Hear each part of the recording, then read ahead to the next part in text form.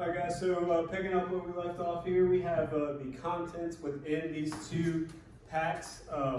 This is going to be your RIT pack and then your RIT kit. So we'll go through and just kind of go over the contents within these two things. So in your RIT pack, you're going to have a 60-minute cylinder as opposed to the usual 45-minute cylinders in here.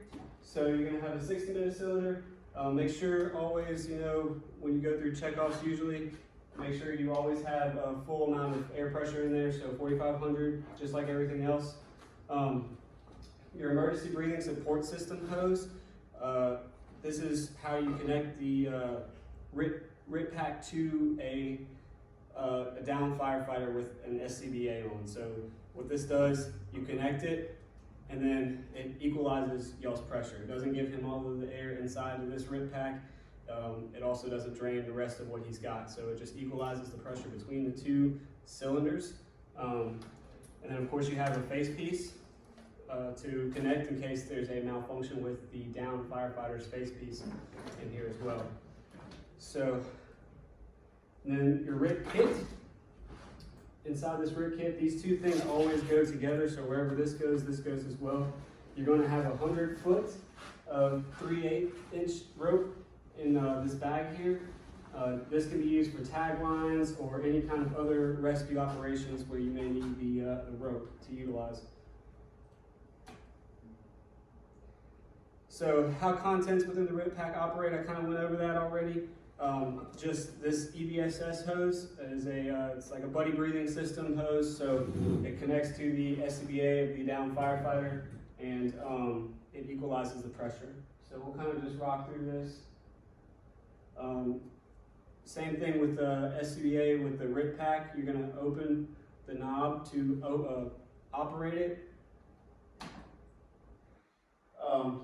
So this connects to the bottom of the firefighter's air pack. It clips in super easy.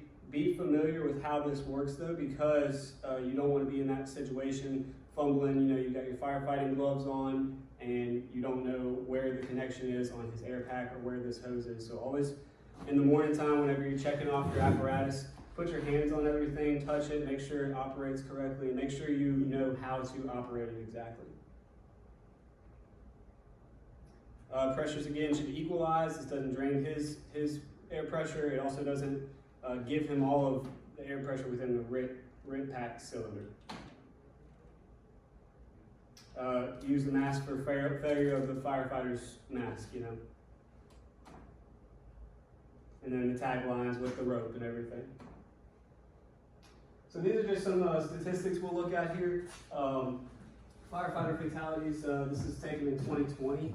So some things to look at as far as like maybe the RIT pack and RIT kit could have saved these firefighters' lives. So explosions could be one.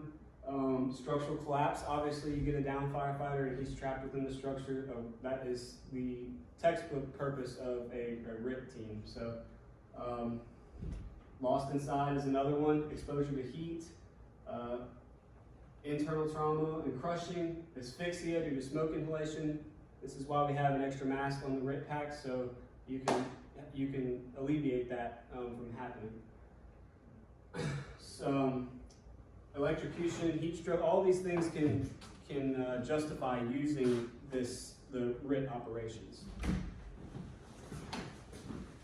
So following any RIT operations, you're going to do a PIA. This is just a post-incident analysis. This is just where you talk about everything you did. So this is not just RIT operations, this is firefighting. Anytime you have a fire or a major call, you should be aware that there will be a post-incident analysis just to kind of go over everything that happened, what could have been done better, and some good things that happened as well.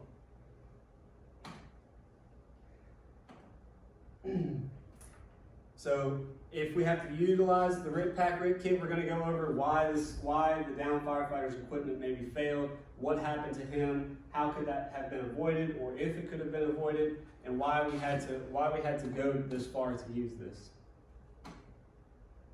So, brief summary. Why do we use RIT? Just some questions for you guys. Why do we use RIT? Why would we ever have to utilize this?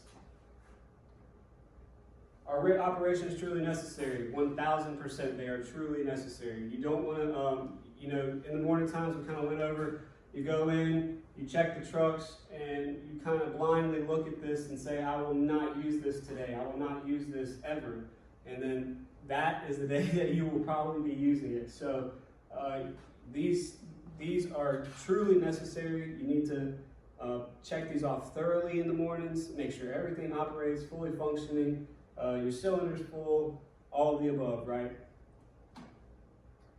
What belongs in here? So if we have somebody just throwing a bunch of extra stuff in here that doesn't belong in there, we only want what is absolutely necessary, right? So we get in that predicament, that situation where we have to use this, we're already in an ideal edge environment, we're already fumbling around trying to look for other things, so we don't want to have a bunch of who knows what, coupling or connections or nozzles or you name it, like trash, all that in there.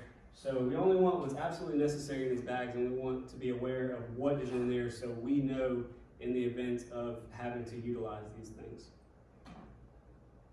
Continuous education, again guys, this is every shift, every day, even if you know you have time, look over this and familiarize yourself with what's in here and how this operates. Don't just you know, recruits just go over this and be like, yes, it's there, I have no idea how to use it. You don't know, maybe one day you're gonna have to use it, or you may have it utilized on you. You know, you may be the down firefighter that has to have this and has to have their lives saved by this operation.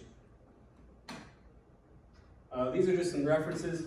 This is the Fundamentals of Firefighting Skills and Hazardous Materials Response Book. You guys should all have one of these.